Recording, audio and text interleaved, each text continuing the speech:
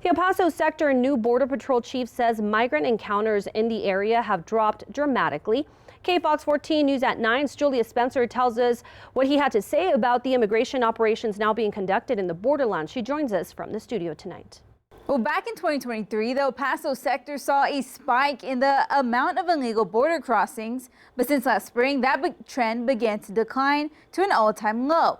And the new El Paso sector Border Patrol chief says he's working to keep that trend down. So we're seeing a significant reduction in those entries, and that means less flow coming into the borderland.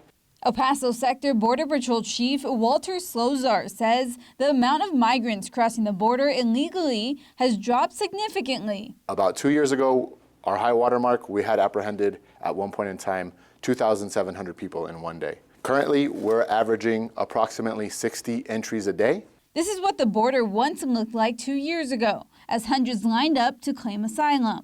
Shelters were overflowing with asylum seekers. Now the streets are empty and the shelters quiet after the Biden administration issued an executive order last spring to prevent migrants who cross the border illegally from seeking asylum.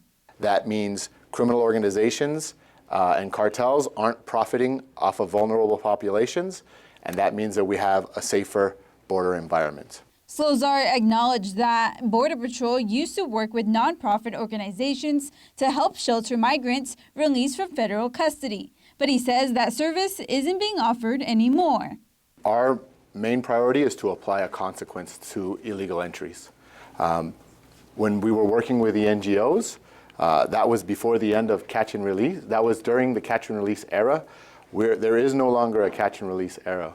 Slosar says now any migrant who crosses illegally will either be prosecuted or put on a deportation flight to another country, which are scheduled twice a week. One to Guatemala, one to Mexico. We are filling those flights and returning people to their home country once they effect illegal entry. It is my goal for there to be no illegal entries in between the ports of entry.